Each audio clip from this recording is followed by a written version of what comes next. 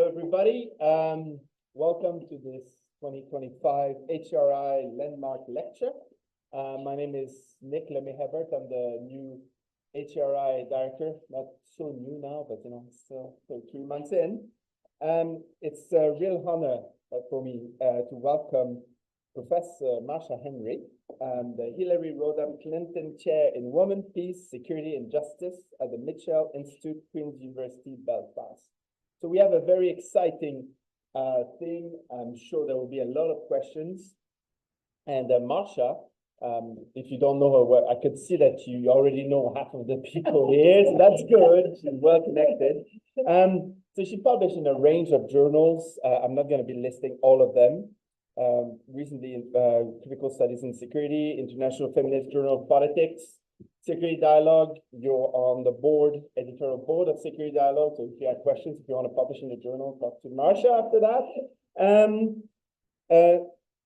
Can I just draw attention to two specific pieces which have been very instrumental, and you know that already. I'm a big fan, and actually I have to say Marsha is a colleague, also a friend, but also a personal inspiration in my own work. So I'm really happy to have you here with us. Two specific pieces for me have really been inspiring, and I've been using this a lot. Insecure Spaces is an amazing book. If you don't know this book, look this up. 2009 with Paul Igate in Z Books. It's so interesting and uses so many different kind of disciplines and outlooks to the discipline. So I think it's a great book that I'm still using recently as I submitted an article last week using the book again. And there's one article as well that I really like. Number 3. Yeah, no, that's more. At least 5 from me. So and there's an article that I really like. Again, I've been passed under the radar, but it's a great article. Parades, Parties, and Pests: Contradictions of Everyday Life in Peacekeeping Economies. It's a great special issue by Kathleen Jennings and Morton Boas in Journal of Convention State Building. It's a great. I think it was probably, arguably, the best article in the old special issue, which the special issue was great. So our latest book, and you might be interested in this, connected to the talk today, is on ethnographic inspired research. And it's titled The End of Peacekeeping, Gender, Race, and the Martial Politics of Intervention. It was published by the University of Pennsylvania Press in 2024. And you will see this talk, I'm sure, will be showcasing Marsha at her best, in the sense of her work is refreshingly innovative, always interdisciplinary. The book is full of this great citation practices as well that defines who you are, I think, as a scholar. Being able to go beyond the usual lists of scholars that we tend to go to when we cite, but you really actively seek out for alternative voices and putting them back to the kind of the center of the conversation. I think this is really inspiring. So, after no further ado, the floor is yours, Marsha. Titled today is Intersectional Beginnings and Abolitionist Endings on the Urgency of Critical Theories in Humanitarian Studies and Practice. Please join me in welcoming Marsha.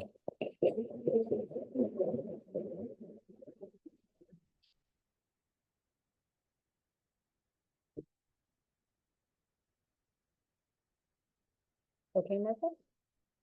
Okay, great. Thank you so much. I have like my thanks slide at the very end. But yeah, hats off at least to Andrew for an amazing organization. I mean, it really makes you think about early days when I arrived in the UK and we had like visiting scholars or people that would come, and we just sort of let them just sort of arrive. Really like host them or give them directions about where to go, and people would just sort of show up. And sometimes visiting scholars would just work in a basement, like at a desk, cold, damp desk. So it's a bit cold, a bit of that today. But yes. So thank you very much for the outreach. Oh, no. You want to take that little bit off the screen? Oh, sorry. That's okay. I don't know how to do that. That's okay. Okay. It's fine. Yeah. So, yeah, so thank you very much, Nick, for that very nice welcome. And to those of you who've already heard bits and pieces of my book talk, over the last like 500 years that I was working on this book. And I actually said, I think in like March, that I was not doing any more talking about this book, right? And then, but it's a little bit like, you know, Al Pacino, like they just pull you back in again. And no, it's because I think there's something that I was trying to do in this book that I want to continue trying to do, but I haven't quite figured out how to pull that thread through. So, you know, I welcome your feedback, even though the book is published. I'm interested in what you think about where this goes in relation to, especially in relation to contemporary commentary on humanitarian intervention, on disaster aid, and on conflict and security, as well as on peace more broadly. So I guess I want to take you through sort of the book in a way, but also the majority of my work. And but before that, I just also wanted to say that, like, you know, like with my PhDs, many of my former PhD students, you know, the tables really turn in terms of who you learn from. So although Nick has said that, you know, that he was inspired by these two pieces, you know, I think Nick's work has been, you know, very inspirational, and it's easy to work with a fan, like, so there's mutual fandom, and we've been recently working on a book on colors of intervention, and it's been like, it's probably the most kind of like theoretically innovative and exciting thing that I've worked on for a long time. So let me just tell you a little bit about how I came to peacekeeping as a way of starting us off. So one of the ways that I'm going to play you this clip, but one of the ways in which I entered the field of peacekeeping studies, which, I mean, I say field, but it's really like a niche subsection of a variety of disciplines and areas of study. But how I came to it is really, really different than most peacekeeping books or most peacekeeping scholars. Most of them have come to it through IR, through peace studies, through security studies, or, you know, even individuals who have worked as practitioners in the aid or humanitarian industry and who have then decided to kind of come back into academia, or have had a kind of hybrid situation. So, but before I tell you about that sort of academic trajectory, I just want to play this short clip. So sorry of those of you online, because you won't hear the piece as well, but you've been sent the link in the chat. Thanks very much, Martha, for doing that. And what I want you to get from this short clip is just a sense of how, I mean, there's not very many films about peacekeeping, so you're okay. But this film, Quo Vadis Aida, is a really interesting film, partly about Srebrenica, but it highlights that the majority of the film is really about peacekeepers and their role in saving lives, so to speak. So I'm just going to give you this short clip because I want you to see how peacekeepers are portrayed in this particular scene, but also how commanders of militias or paramilitaries are also. Yeah. It's probably just because I clicked on that by accident. Yeah. There we go. Okay. So this is a film by Jasmila Zvanic, and the film scene is just this scene where commander from the Serbian military is asking to speak to the Dutch commander, and this is in Srebrenica.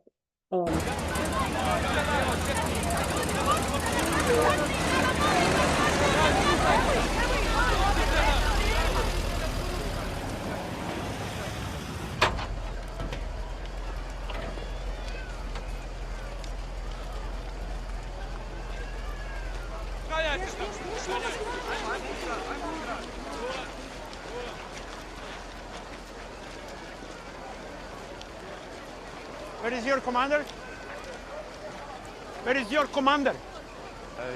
He's in a meeting with your general.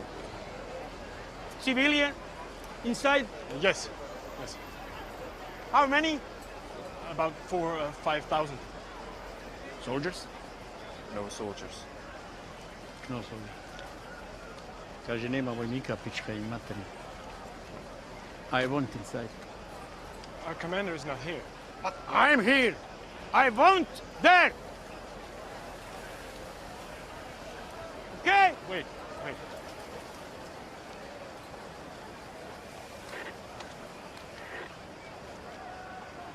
Wat vind je? Vandaag voor Frank. Ik moet Frank onmiddellijk spreken. Haydi.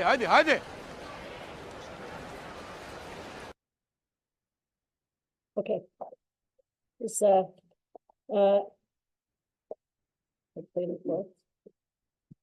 okay, so I show you that clip to give you a sense of how peacekeepers, the kind of dominant image, I guess, of peacekeepers in general. And there's been several articles written by scholars about Dutch peacekeepers in particular. Those were a sample of Dutch peacekeepers.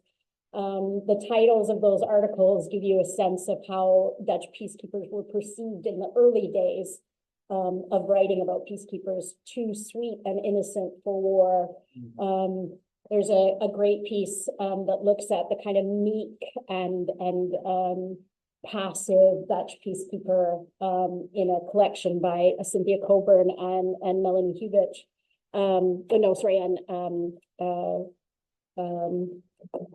Dubravka Zarkov, sorry. And so there's this ongoing representation. If you look at the UN photo gallery of peacekeeping, you'll see that the older photos show peacekeepers, handing out sweets or holding babies, or, this image of the peacekeeper that's been really dominant in popular imagination, but also produced by the UN itself.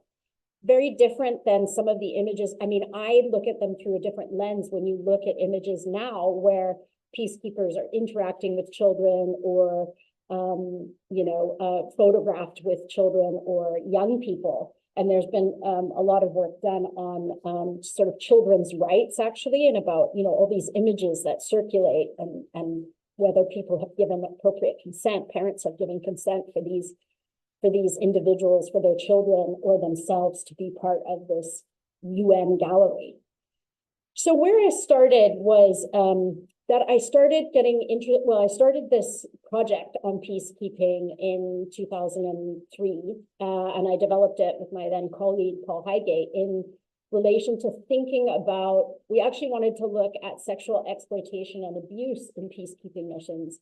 And we found very quickly in our fieldwork that wasn't really going to be possible in the way that we wanted to. But we had read this report by UNMIC, by United Nations, by Save the Children, by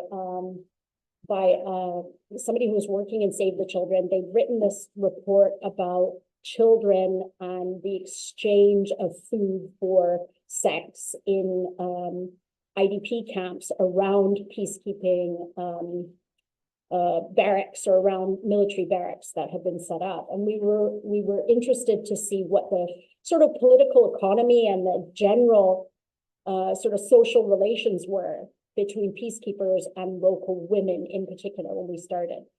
So what we did to sort of prepare ourselves for this research project was we sort of immersed ourselves in the literature. And the way that I immersed myself, or the trajectory that I took, was really about immersing myself in the vast majority of literature that was feminist, postcolonial, critical race, and anti-militarist. And I, in a slide that's coming up, I just show you a kind of like an array of texts that I looked at. But this is a very different, I've realized over conversations in different conferences over the years, this is a very different entry point into peacekeeping. And most of the feminists writing about it, most of the critical race scholars writing about it, tend to use peacekeeping as a sort of case study rather than as a, it's amongst many different sites. Humanitarian sites or development sites might replace it. And they use a kind of a particular sort of theoretical framework, but they're not really interested in peacekeeping. So I got into this literature through this particular avenue. My own background is in gender and women's studies. And so I had these frameworks that were perhaps quite different than my sort of IR and critical military studies sort of colleagues. I had been sort of, I guess I had been using intersectionality as this sensitizing lens. I had been using concepts around Black feminist theory, standpoint. I don't know if you're familiar with any of these. I'm assuming you are, some of them. And then critical race feminism, which was particularly US based at the time. But then more recently, looking at decolonial, postcolonial, and anti-colonial feminisms. So my framework was really, if I think about the intersectional beginnings of the project, we're really focused on structures and systems of inequality, or structures of inequality and systems of power. And that was kind of how I kept looking at peacekeeping, right? So I wasn't looking at peacekeeping from the perspective of prioritizing sort of the global governance institutions and helping them to be more effective. I was already looking at, like, what does peacekeeping, what does peacekeeping do to people and to their everyday lives? So that's one of the ways in which I think that's been an overriding part of my analysis and my inspiration for things. But I've also then started to think, over the years that I've been doing this, 20 plus years, I started to think very early on, like, why is everybody so invested in peacekeeping that I speak to? Whether it's practitioners like UN workers that I interviewed, even some local people who are beneficiaries of peacekeeping. Some of them were very invested in keeping or maintaining peacekeeping operations or peacekeeping missions, as I generally refer to them. And so I think I've really struggled, and the book is a kind of an attempt to finally eke out that kind of more radical application of intersectionality to its rightful sort of end, which is really about thinking about what would it mean to say that we shouldn't have peacekeeping anymore, that we should end it, that it's part of the policing and security systems that that many people have been critiquing through abolitionist sort of studies, through work that looks at carceral practices or Black Marxist sort of critiques of capitalist and neoliberal agendas. So really the book is kind of ending on that sort of final place. But really, I guess I also wanted the book to be about, what is all the work, if I went through this trajectory of mostly, feminist, postcolonial, critical race, and anti-militarist scholarship, and I've been doing reviews over these years. Every time an article was sent to me, I felt like I wrote the same things on the review comments, like, why haven't you looked at this book? Why haven't you looked at this book? Like, where's this book on your reading list? On the bibliography. And it was always the same books that were left off. It was work, surprisingly, because really a lot of this work has been mainstreamed, but it was work by Cynthia Unlow, Cynthia Coburn. It was work that is used and is a part of the feminist canon. So why didn't it appear in this kind of peacekeeping scholarship? Or, a few books did appear. And then what I started to notice more recently, like say the last 15 years, or maybe even the last 10 years, was that there was much more feminist work coming out, but it wasn't going back to this critical work. It was kind of referencing itself in a small window, right? And I mean, you might see that in work yourself in lots of fields, that the sort of dates by which people cite seem to get smaller and smaller. So we sort of get, like 2010 to 2020 as the sort of period, the era that people cite. And so I wanted to know what had happened to this work, this critical body of work, which is not a lot, even though it took me a long time to go through all those books, and I'm sure I've missed some. but what is it about that work that we left it behind? You know, what is it? What did it contain? So really the book and the work is about kind of citing, as Nick was saying, citing and going back to some of that critical work and trying to bring it with us into the future, really. I guess just to go back to that point about attachment, because I think it's going to come up in the questions. I know it is, because it always does. There's not been one presentation where someone hasn't said, why can't we hold on to something from peacekeeping? And I guess I'm now wanting to explore much more. What is it about, like, what is it about not just our attachment, but what is it about what we perceive peacekeeping to be that we want to hold on to some element of it? Like that there's some kind of hesitation in discarding it. So yeah, hopefully we can talk about that a bit more. So just a sample of some of the books that I have found to be, you know, sometimes missing. This side is mostly the books that aren't particularly cited. And then this side is ones that, you know, I think are a reflection of contemporary work on peacekeeping. But those books tend to be, yeah, they tend to have, they're very mainstreamed in a lot of ways. So I would say that, so I started off with those first four, those have been really, really influential. Keep going back to those books. I don't know if any of you have seen them. Nick should have. Nick better have them all. No, I'm just kidding. So you might have seen them cited in some feminist or gender studies, gender and IR. Some of them might be in there, but not necessarily all of them. Like just to tell you just one or two things from those first four that I think are really important. The first one, the post-war moment, which is Cynthia Coburn and Dubravka Zarkov, that actually had the first article that or the first chapter, an article that I'd ever seen that talked about women who were providing sex for peacekeepers, and it interviewed, the two authors interviewed them and asked what it was they wanted. I've never really seen anything like that. I mean, maybe Yasmin Westendorf's book, Violating Peace, starts to return to some of that. But in between, there hasn't been really, I mean, it's difficult to get access in these contexts, but really, and when they asked the women what they wanted, it was two things that you will often hear in studies of sex workers. And it was that they wanted, you know, no violence, and that they wanted to be paid what was agreed at the outset of their engagement, of their interaction.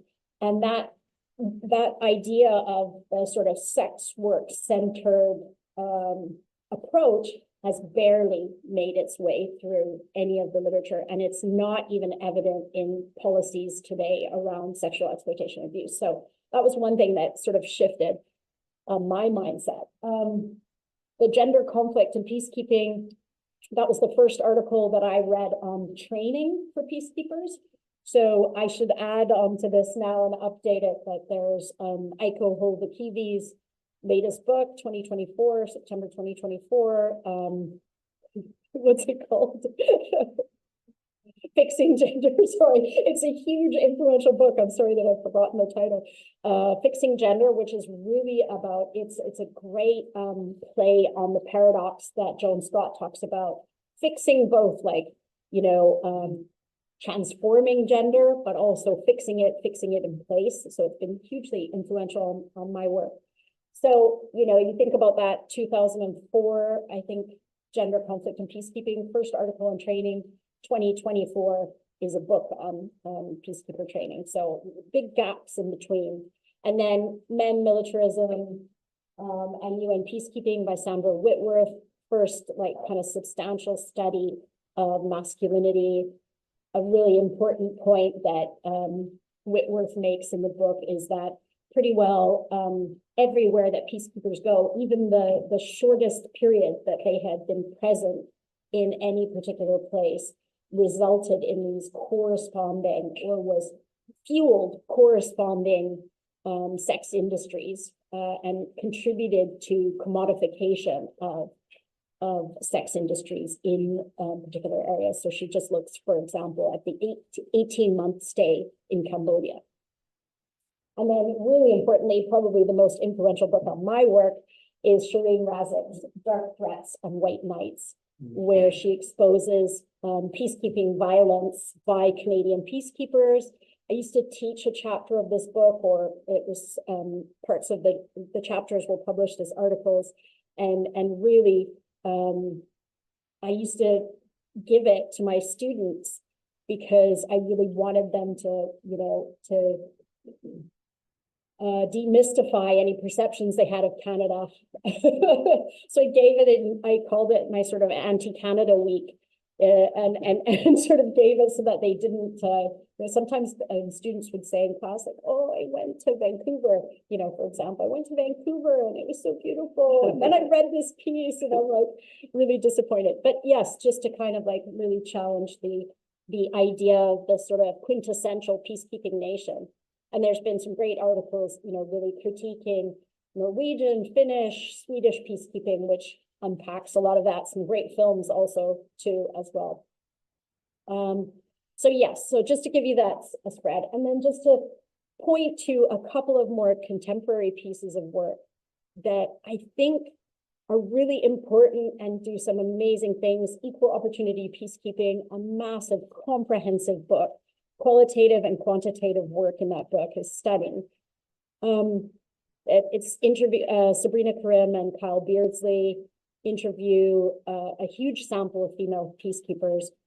Unfortunately, most of it isn't inspired by, although it makes reference to feminist work, it isn't really inspired by a feminist critique.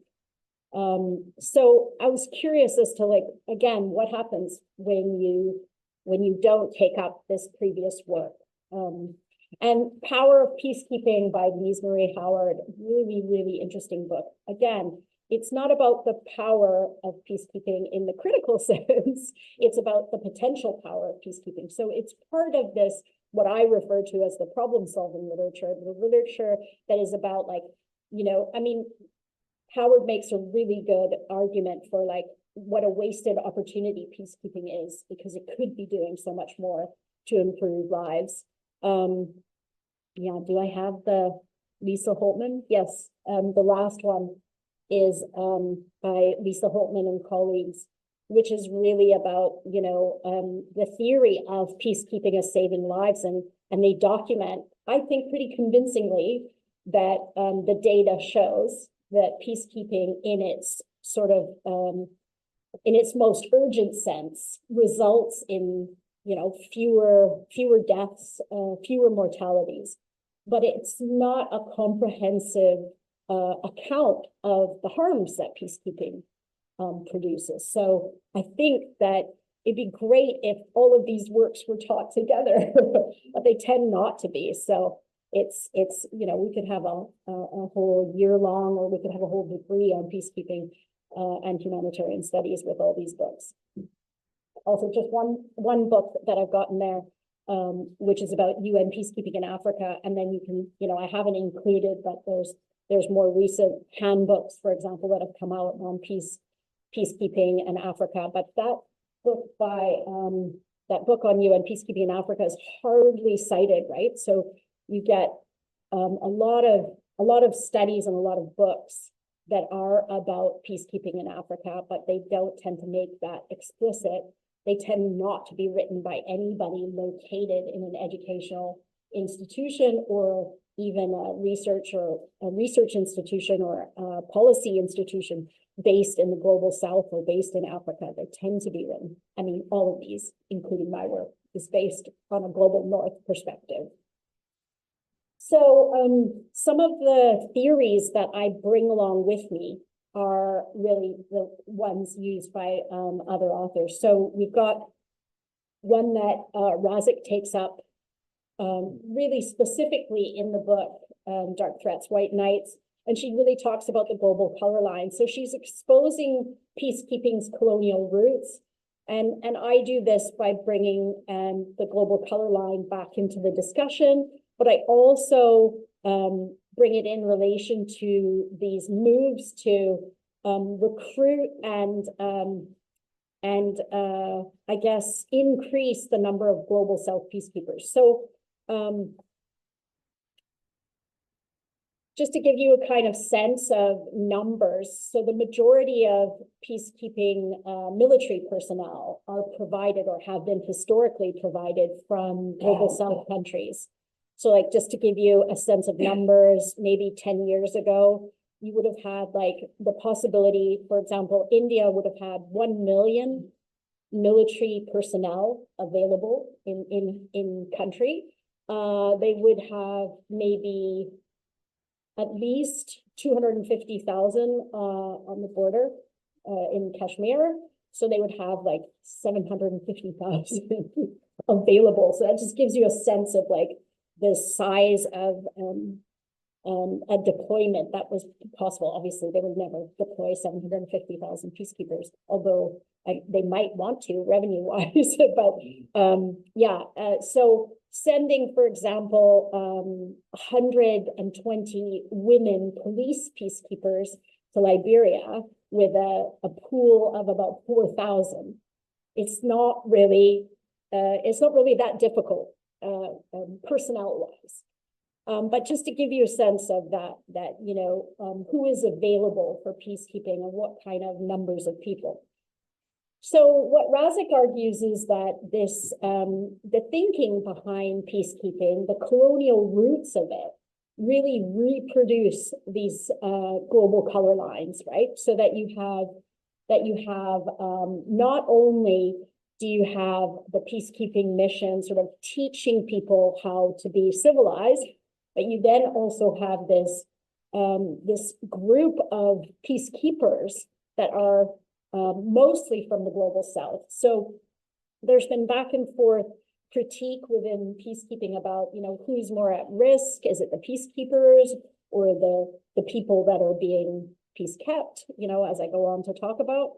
There's some interesting studies by Paul Williams about, you know, growing threats to peacekeepers. And I want to just return to that right at the end, based on reports more recently from peacekeepers being targeted in Lebanon, for example. But really, the overriding impression that you might get from peacekeeping sort of news and literature is that peacekeepers are really the people who are the most insecure because of different kinds of conflict and post-conflict scenarios. But of course, we need to really pay attention to these, the local political economies. Peacekeepers come, they change the whole local economy. They, you know, for example, in places like Pristina, where 15,000 peacekeepers would arrive, rents would go up, food prices would go up. So there was always a kind of impact, a kind of footprint that peacekeepers have had that is generally neglected in those larger peacekeeping studies. And then one of the things I talk about is, of course, the female peacekeepers that are deployed. They do so because there's this unpaid care that takes place at home. So, you know, the commander of the Indian, the squad that I was interviewing in Liberia told me that, you know, all these women that were participating in the peacekeeping were married, and that, you know, no one should worry that they were not, you know, sort of unattached, but that they had sisters and aunts and mothers and hired help to take care of their children back home, so that they were, you know, that they were able to securely come to this other place. And I thought that this whole, you know, social reproductive economy that was behind them was not acknowledged in any of the, you know, in its perpetuation of inequalities. In the book, I also talk about the growing limits of gender. So a lot of the books that I pointed out at the beginning talked about gender in these critical ways, and they drew on actually intersectional frameworks without necessarily using the term intersectionality. So Coburn's work talked a lot about standpoint and the perspective of women in post-conflict zones, for example. And so I bring up these theories and the work done by M. Lowe and Coburn and others in terms of thinking about how do we talk about gender and peacekeeping. Some of those books towards the end, more recent, Equal Opportunity Peacekeeping, Blue Helmets by Leslie Pruitt, and some of the more recent stuff, I think tends to more or less treat gender as a kind of as a somewhat simple set of social relations. Although there is acknowledgement of other structures, there isn't really a deep sort of sense of class, of global class, really, or of the coloniality of gender. What I talk about in the book is the coloniality of gender, and that's really the idea that, you know, when you, I mean, I just saw this in a recent piece that I was looking at in preparation for today, just talking about like sending women, the importance of sending women into whatever kind of UN abomination that they're planning for Gaza. It's again this idea that we must send women because they'll be able to talk to the women and the children, and we're still back in that really problematic understanding of gender equals women, or that women, there will be some kind of natural sisterhood, and you know. So I also talk about the problems of sort of using all of the documents that you see in the UN in relation to training around sexual exploitation, abuse, all those kinds of things. They tend to use very binary notions of sex and gender, right? They treat it's sort of like men and women, we need these personnel. I was always struck by the amount of gender expertise that was present. And when I was doing fieldwork in Haiti, I met French police officers who were experts in setting up domestic violence units, but none of their expertise was ever relied upon, or they were not consulted on any of that. And it seemed a shame that there was all this gender expertise kind of floating around the mission, but they just had this idea that if you put women in this position and keep men away from this position, I mean, there wasn't a lot of keeping men away, because it was really difficult because it's so lopsided numbers wise. So yeah, so I felt like their ideas about what women could do and what men couldn't do were really problematic. And so I argue that a bit like Aaron Belkin argues in his book, Bring Me Men, that really gender was used as this foil really to kind of cover over the imperialist and the colonial sort of aspects of peacekeeping. Okay, I had to put like something less depressing in the image. People will know that I just like, I'm so fascinated. I haven't ever seen this exhibit, but there's this Dacian owner that decided to put like all these dogs in this UN. So you can find it if you look up Daxon and the UN.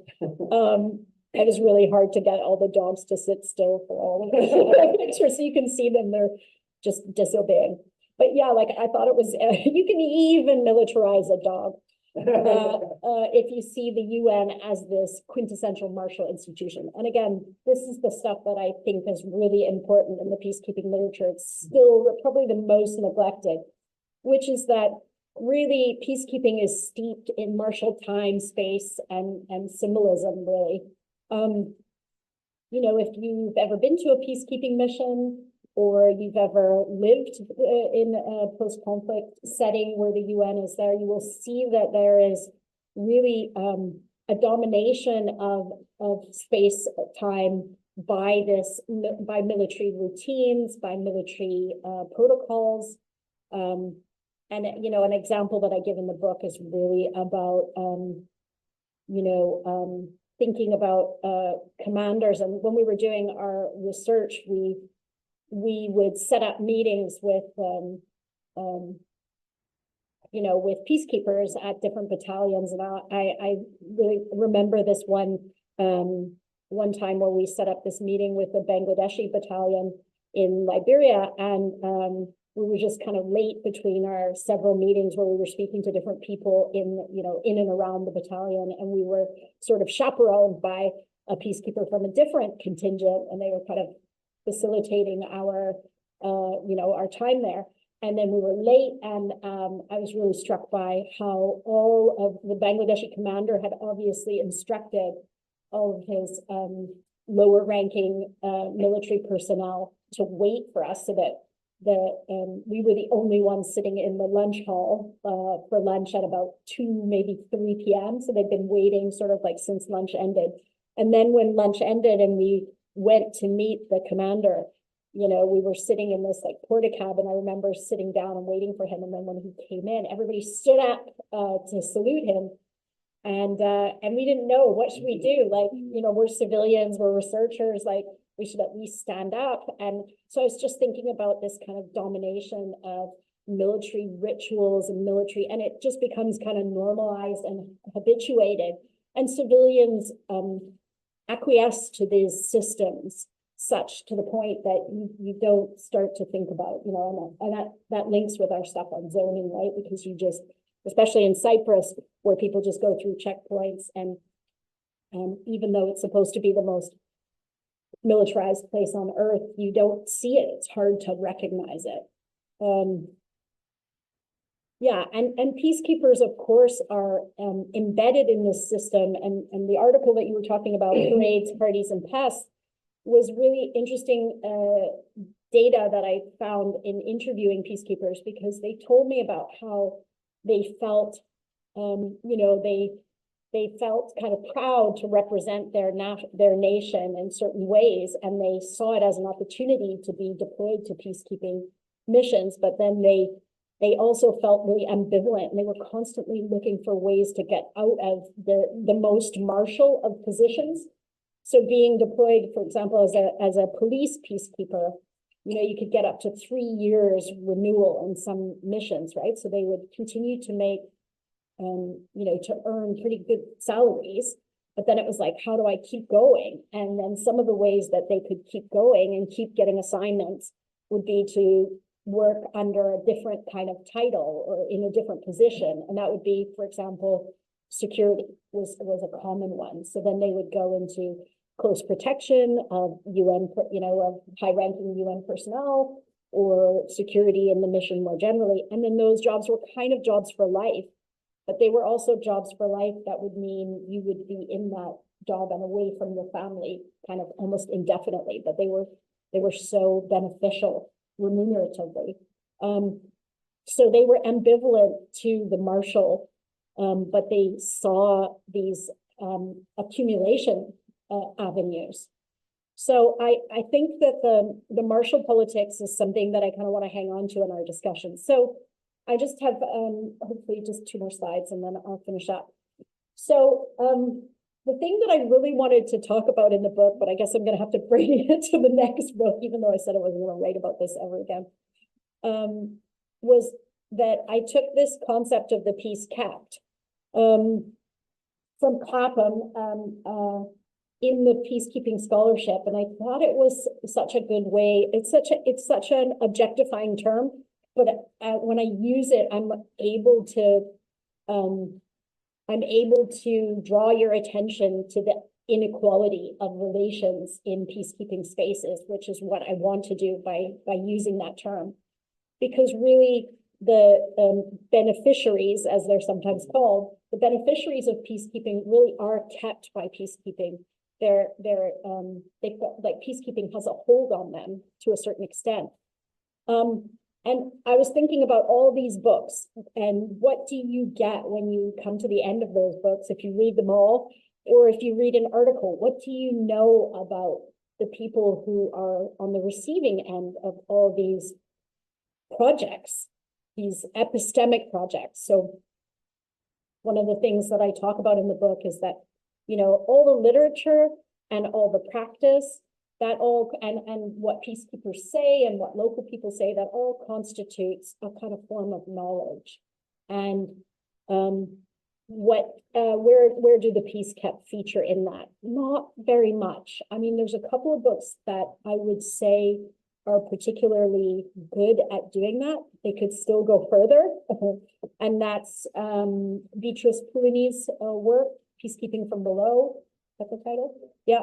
And Séverine Altazer's work, in at least 3 books that she's written, again, tries to do that substantially. I'm not sure that one can actually maintain that focus in work that's trying to look at security and effectiveness and programming and, you know, what people think. I think it's really ambitious, but it'd be really interesting to see some theorization of the peace kept. And I'm not completely up to date, so I'd love to know if anybody else has come across similar work. So I'll just talk about these abolitionist endings and then just put up these last questions that I had about, you know, future thinking, where this could lead. So as I said, I wanted to have these, I wanted to kind of like re-stimulate or restart the archive that we have of peacekeeping and touch base with those critical works that, and you can imagine why those critical works haven't shown up in the more recent stuff as the, you know, as peacekeeping scholarship, like it's on the margins already, and then it's been kind of re-marginalized in the contemporary period. So Nick talked about the book Insecure Spaces, and it's so funny because I haven't had anyone say that about the newer book, but I did have lots of UN people tell me that they thought the book was useless. So it's really nice. Yeah, they just were like, I don't get it. I don't get what the book's about. And it wasn't very useful to me, which is what one UN person said. And I thought that was really interesting. So when I wrote this book, in the book proposal, some colleagues said, please take that out. That's not a very good thing to have in the book proposal. But I had put like a statement that was like, this is not for UN people. So I wanted to look at like what happens when we bring critical theories back in again. What does it allow us to contemplate? And what does it allow us to know? And then really importantly, after I've gone through the ways in which peacekeeping is patriarchal and colonial and martial, then I sort of say, okay, but so if you accept my arguments about these, then don't, you know, if these are foundational to both peacekeeping as it's understood, but also as it's practiced, then don't you have to come along with me by sort of saying like, we can't, that's way too much work. We can't undo that, right? And then you have to kind of come along with me, I'm hoping, to the abolitionist perspective. So if we're going to say defund the police or defund the military, or like, why is the US military in this place, or why is the IDF, you know, able to conduct operations in this way, you know, without accountability or without recourse in international law or in any place else, then why don't we consider peacekeeping to be a site that, you know, that we would consider abolishment, or we would consider the end? So, yeah, I think I'll end on that point, and just, you know, these questions we can talk about in the discussion quickly. Yeah. Thank you so much.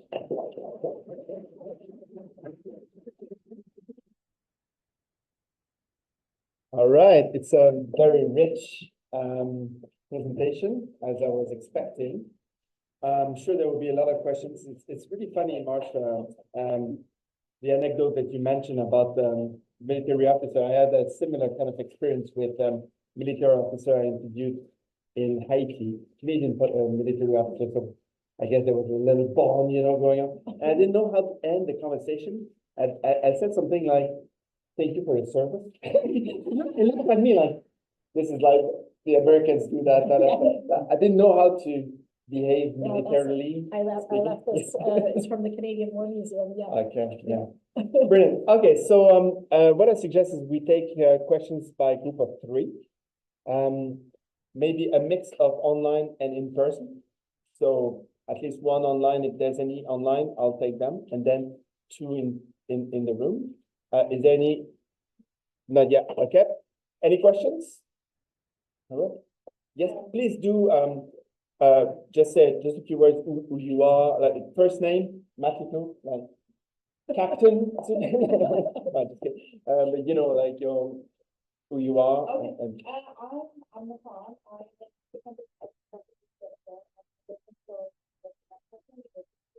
now in law, hopefully I will be able to next year. My work is primarily on the colonization and my question is, there's a few things I wanted to start a little bit late. I was interested in when you were talking about the removal of the word intersectionality. So I just wanted to ask if you could clarify that a little bit, because I don't think that's a detailed point that you can make. The other question I had was about research on gender conflict. One is I heard that it was extremely difficult to get into places, especially when you think about outside issues. So really mentioned my research with that. I am a son brother, therefore I am never getting into so it never helped me. And then especially in outside issues because I'm a part of it. So I was really interested in that. And then the other thing, so you mentioned the recruitment of peacekeepers. You mentioned India, you mentioned Afghanistan, and you mentioned Bangladesh. So, I was wondering, these peacekeepers that are being recruited, the massive number, I think it's 700,000, very likely, especially when it comes to Bangladesh, are these refugees that are on the border of India and Bangladesh. And especially not publicly, I'm guessing they don't have much of a choice, or is this, yeah, like I'm interested in that, and then, you know, a little comment I'd like to make, it's not country. Maybe I should do that, it just seems a little. Now you've got me. Yeah. Now you're gonna need to say it. Thing on my head, I think I'm allowed to say this, and you kind of see up there with them, probably about some, you know, the dogs and someone who I think, you know, faces to be nation of a time, what we call the nation of the United States, for all those times, and I just kind of made me laugh out by the Okay. that's not offensive, but then again. All right. So we have 3 questions in one. That's yeah, no, that's good. That's good. Allow me. Yeah, that's passion. That's passion. We'll still take 2 more questions if you still hold on. Yeah, I can see one there. Yeah. So, sorry, next one there. Yeah. So a bit too serious to ask because everybody else is already as well. I'm my name is I'm a lecturer and I'm a so I think a lot about this now, and I'd like to keep it going. The attachment is actually to see the more colonial and that's mental to global the policy. The UN, as an example, we can't really talk about peacekeeping without the UN, the international law, particularly the law in America. So I have to also say, when special officers is brilliant coming out and speaking about this. But then I think it's very easy for us academics to blame everyone, and then also look how the academics have a central role in maintaining a canon and a literature that is further use of it. And I often think about it as the thing said that actually the academics are reproducing these methods. And I got a little bit frustrated listening to your kind of literature review slides, because that's actually also a slide that shows how you maintain the canon, the canon is not very helpful. And that's the biggest challenge we have with our academics is really. How do we overcome that? How do we change the relationship to that? And how have we, what have worked for you? What have worked for you? It's lucky that I've worked with you before, Hazrat, so. It's a really good question, really sharp. And third and last question for this round. That would be enough. Yeah. Thank you very much for the discussion paper and the lecture and the kind of clinical knowledge and the way to speak to the future. So you explore imaginary, the wet inside the threat beyond and what methods can be done. Yeah, oh gosh. You can Well, jump. these first 6 questions. Okay, so.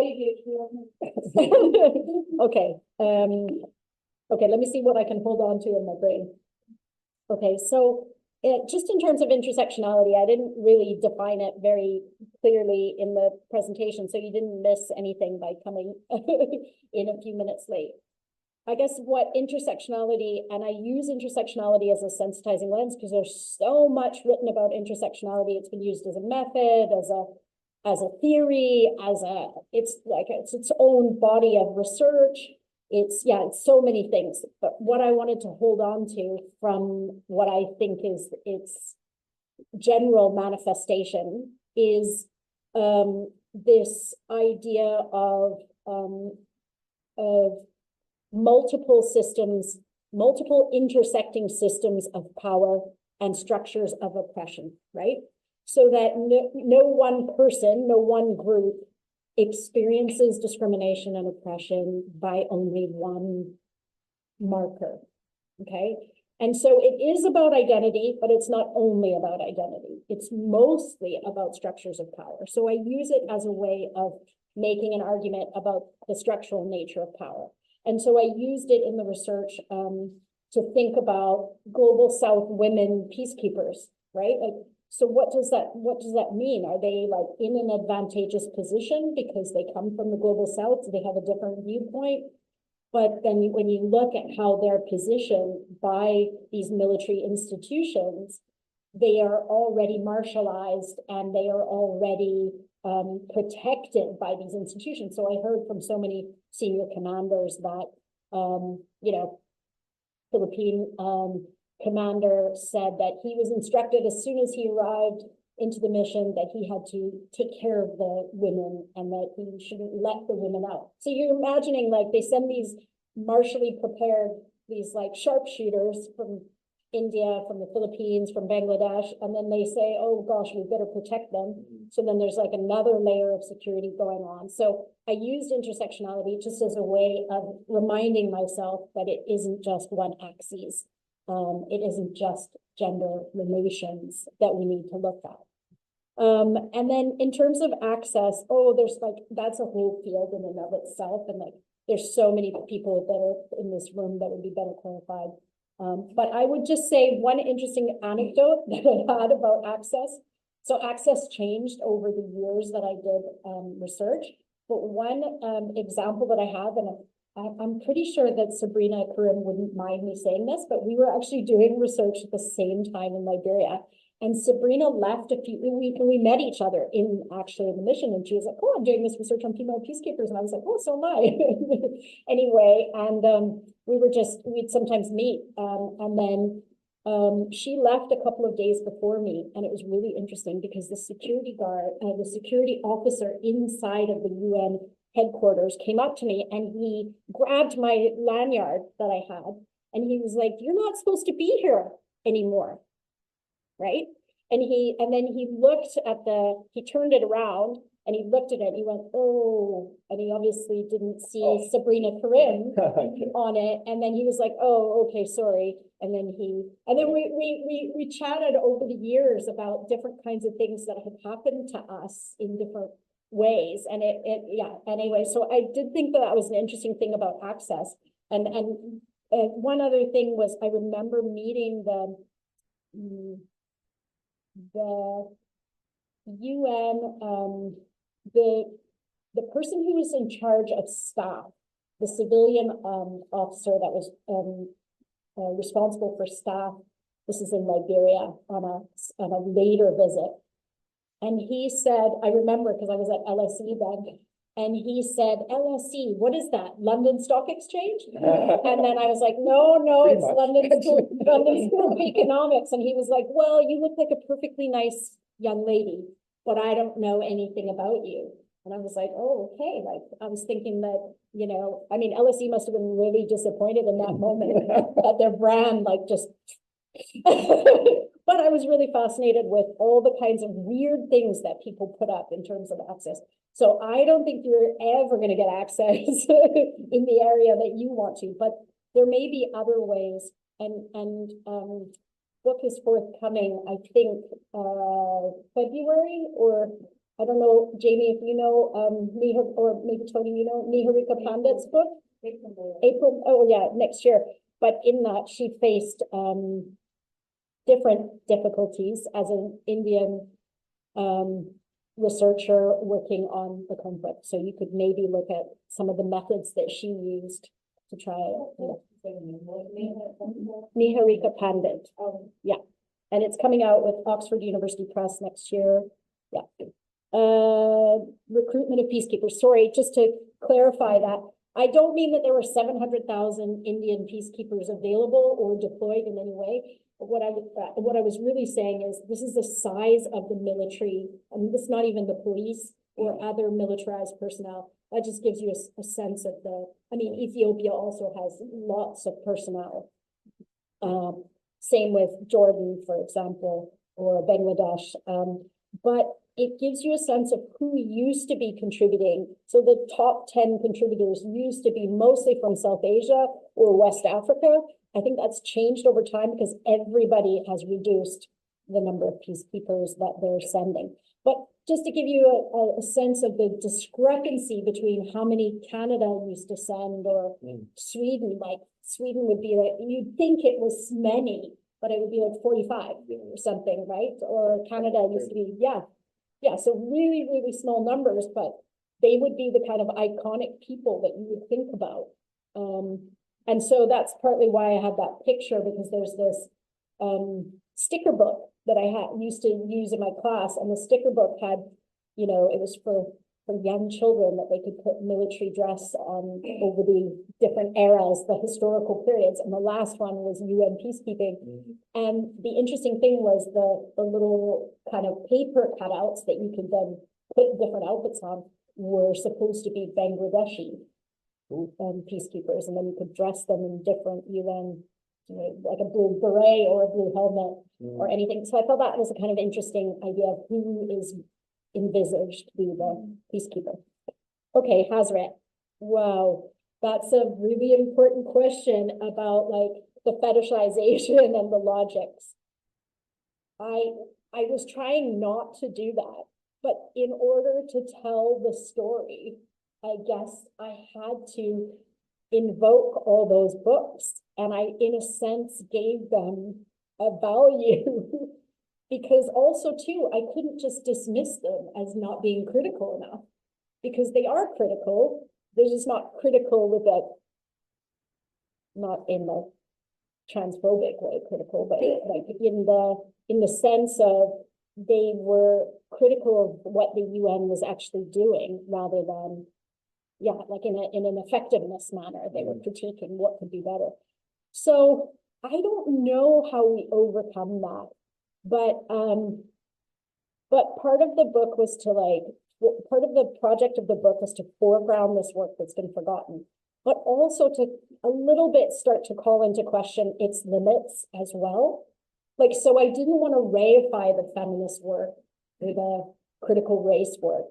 I wanted to say, like, what is it about these critiques that, you know, is it because they're too radical?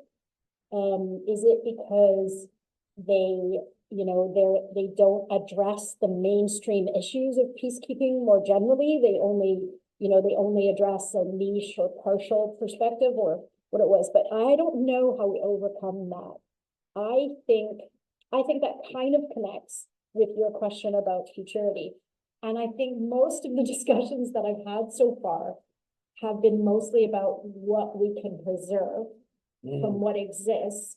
And I don't know, I mean, I did have a brief conversation about like a non-militarized, what would a non-military, like a non-military, a civilian, a peace activist sort of group of people look like if they were to go and do peace work. I don't even know what that looks like, because I think those logics are so limiting that we can't, like, I can't even imagine what peacekeeping could look like, you know, non-patriarchal, non-colonial, non-martial way, right? So I guess that then my easy option is to say, no, it should end, right? Like, but I guess what I'm hoping is that there is some thinking going on, perhaps not in this particular set of fields, right? Like, there is great stuff, you know, going on in peace studies that is about, you know, fashioning different epistemologies for thinking about it. Or, there's work being done by, many of my former colleagues, for example, on art and reconciliation. There's really interesting stuff about conversation and what conversation leads to in post-conflict societies. There's stuff about like trauma-informed work in Northern Ireland, for example, lots of, what would a trauma-informed institution, like global governance institution, look like? But I don't have the imagination at the moment to think about it. Yeah. Great. All right. Let's take another round of questions. I have Omer definitely. Do we have anyone online?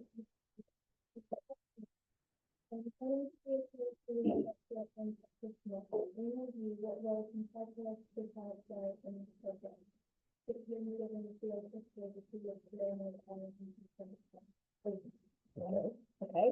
Do you Yep. have that? And who is this? What's the first one? Anonymous. Okay. All right.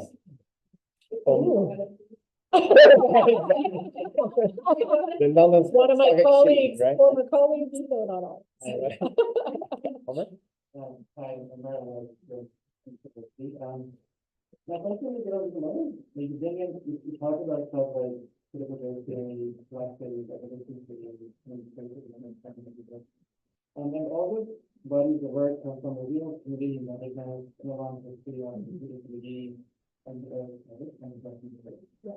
And they also kind of surround the class, which is very interesting to body that when you get that kind of stuff with the peace concept, it's a very icky and Icky is a good way to put it. I think it's kind of this love, but that's when it kind of fixes that, right? It's automatically, and how do you look at that? How do you embody that? And how do you do that correctly? I get even harmful to actually fix that. All right. One last question here. Yeah.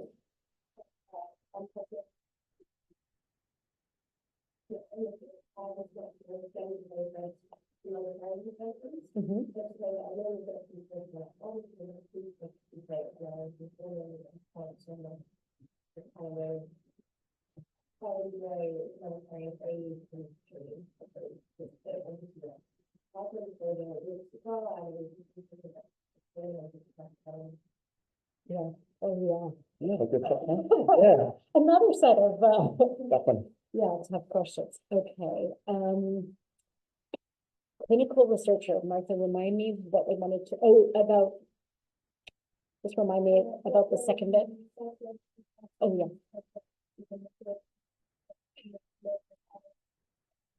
Yeah.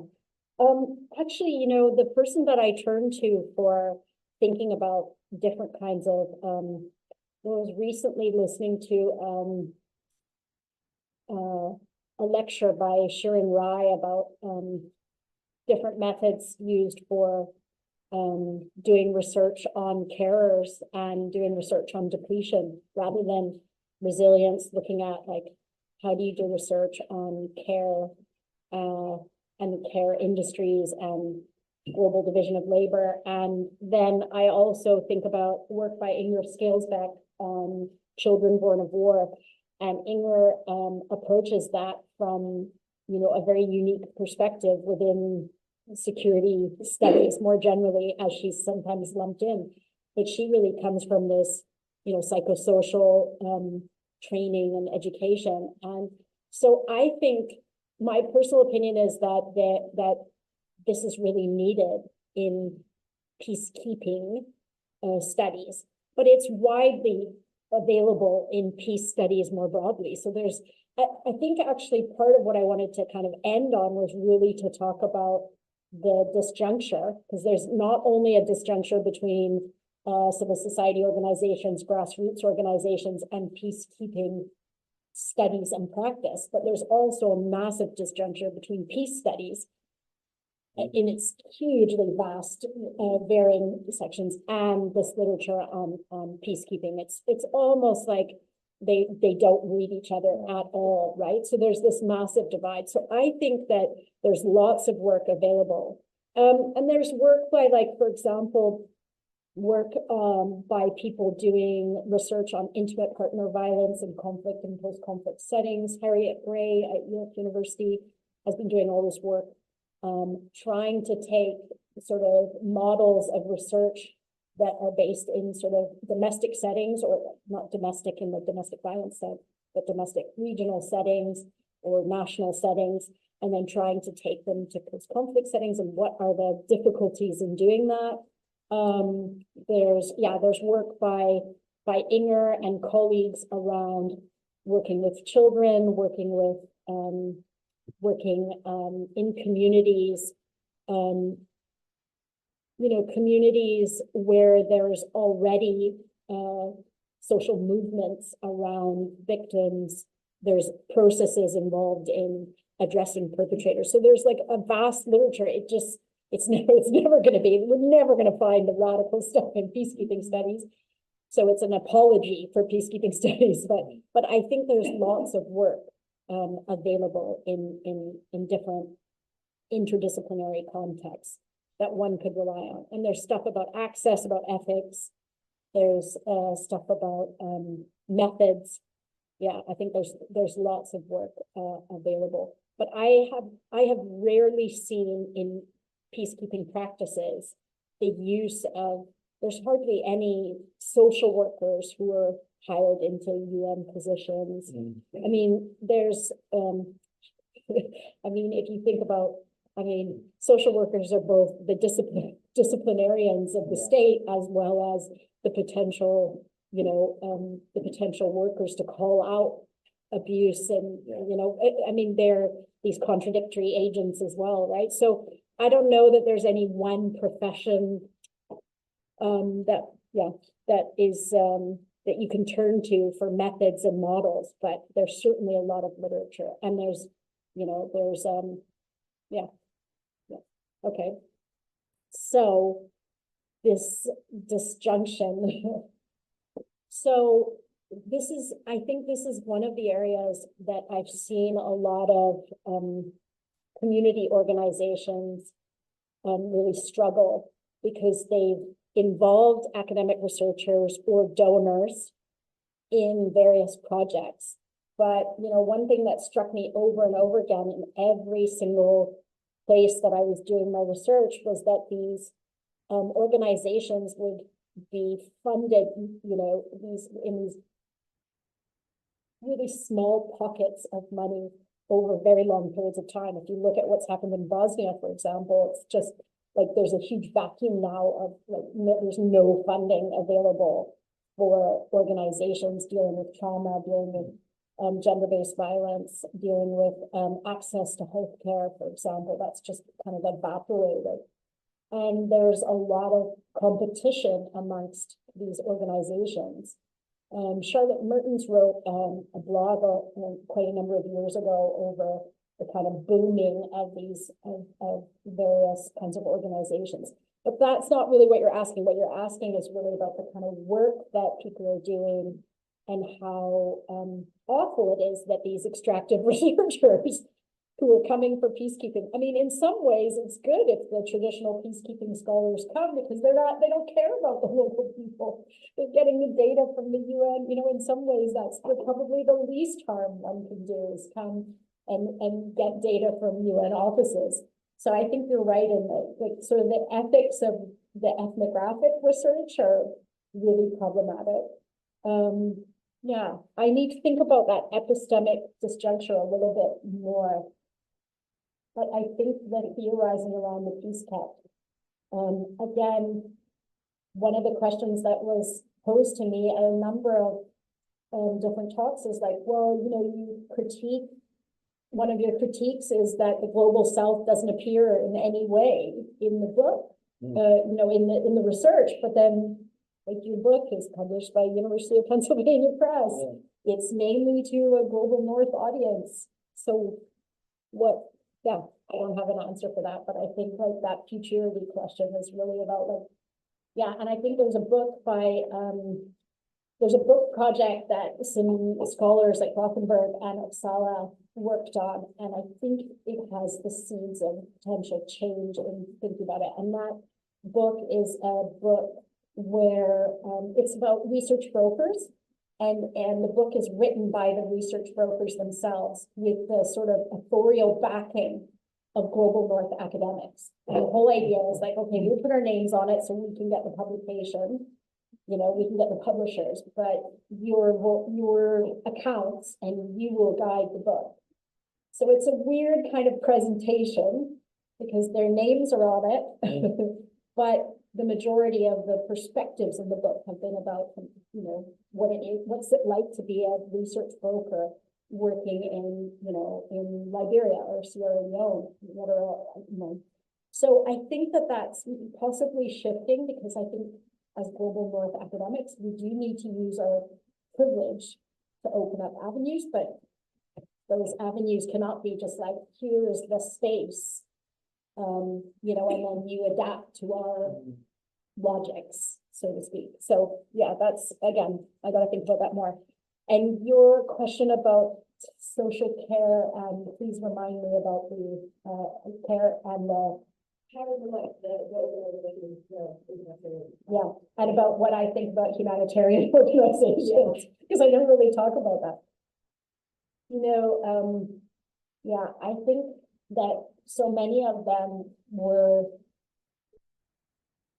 one of the things that happened in Liberia that didn't happen in Haiti and Cyprus and Kosovo to the same extent was that Liberia, they tried this system which was called an integrated mission while I was doing this research. And this integrated mission subsumed all of the UN offices. And really, by virtue of that, all of the kind of humanitarian organizations underneath this UN and the peacekeeping umbrella.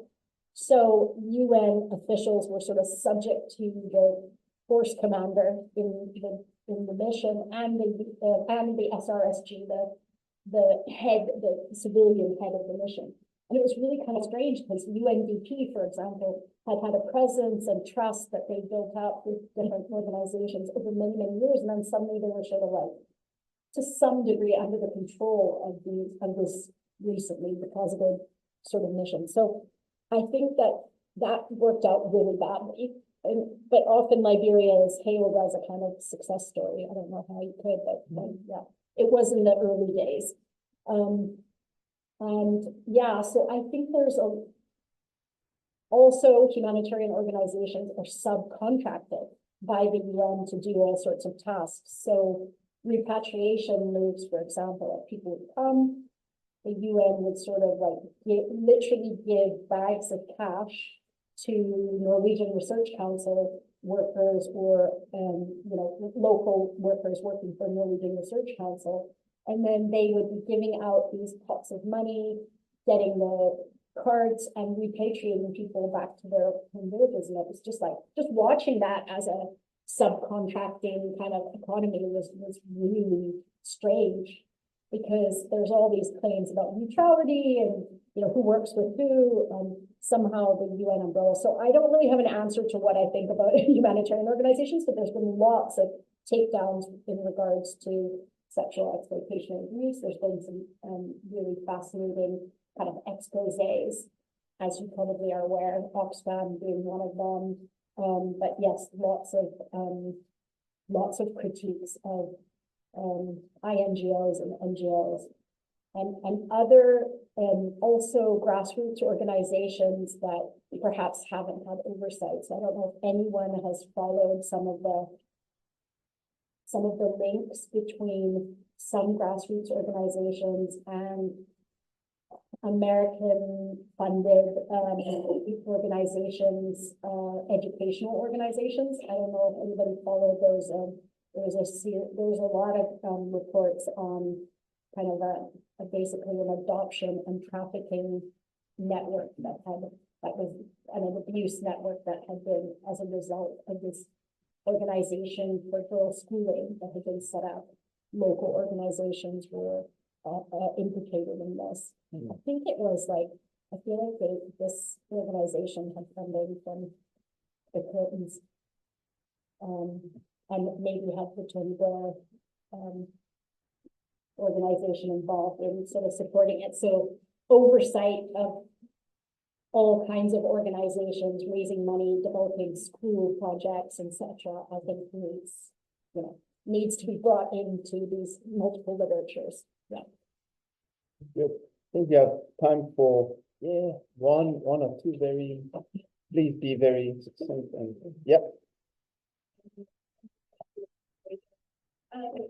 Just thinking about not just the things that you brought up, but questions about like the epistemic problems and questions that we're dealing with, how they connect to like methodological questions and actually questions about knowledge production. One of the questions that I've had is one time that perhaps this is quite Henry, but I don't know if you can so if you have any recommendations, that would be helpful. But I was thinking about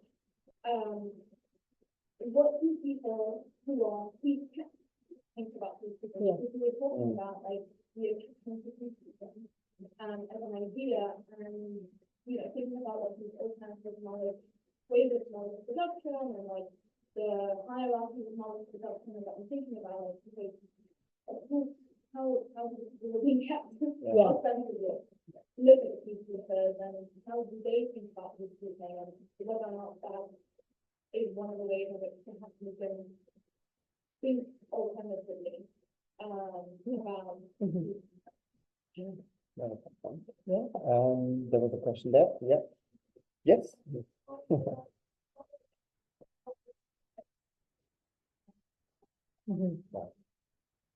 Fair enough. That's a good point. Yep. Great point to end on. That's Yeah. the last question. Yes, it is the last one. Okay, good. Yeah, I think the peace kept. So the original plan was really that there would be like a huge chapter at the very least about the peace kept. But I didn't succeed in doing that because I spent so long unpacking all this critique. And I said that the next project that I work on was not going to be critique. It was going to be something generative and productive. So maybe that's, again, going back to that. What does a future project look like? I'm sure there's like enough critiques of peacekeeping now. So I think that aside from Poulini and Althusser, there's not a huge amount. I mean, there's some literature which sort of polls or interviews individuals or organizations or local actors, but there's not a lot. There's not a lot, and so there was this survey done by Jean Krasno in Liberia in 2006. Which was sort of mapping the impressions of, what did people think about peacekeeping? Well, in 2006, people were like, yay, we love peacekeepers, thank goodness they've been here. And the fighting has stopped, the death has stopped, killing has stopped. So it was captured, and it was not a mass survey. It was a small scale survey done to sort of litmus test the atmosphere. But when we spoke to people and we were asking them questions about, sexual exploitation and abuse, they kept, and this is in 2006, 2005, 2006, 2007, and then later in 2012 and 2013. It radically changed, the sort of narrative changed, and also very, very different in Haiti, where you got a lot of,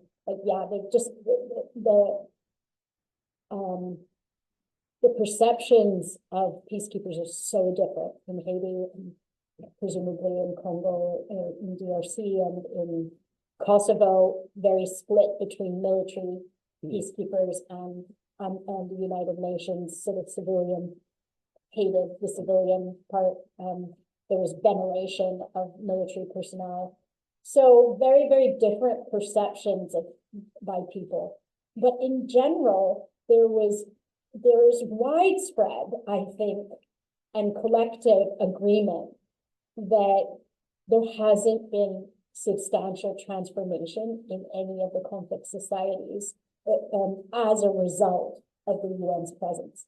So although people talk about, cessation of fighting, or that, there were initially jobs created and a kind of boom in the economy, there's like, I think there's widespread collective, like you could informally poll people and they would say that. So it, again, I think there isn't an interest on the UN's part in mapping that and advertising that, which I think is kind of interesting, because now in relation to Gaza, I think what's happening is that there are different groups of people calling for UN intervention. Really interesting. I didn't put up the quotes, but there was, back when people were still on Twitter last year, there was a couple of tweets that went out about like what we need is a protection force in Gaza, and and I found that quite a disturbing move from thinking about all these critiques and all the ineffectiveness that we could see even in the mainstream literature. Why would people be calling for this? What do they imagine that to be?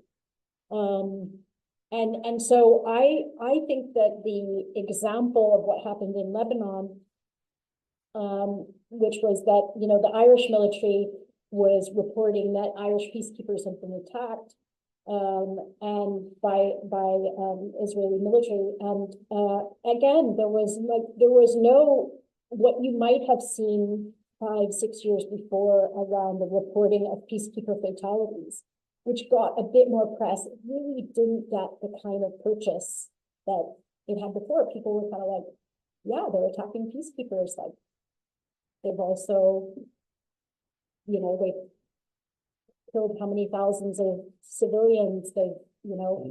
It's just like, it seemed like they were trying to make this case that peacekeepers should be there, but then they were also like, hey, we've been saying for years that peacekeepers are under threat. So how can we justify this, this process? So, and I was just reading today about this U.S.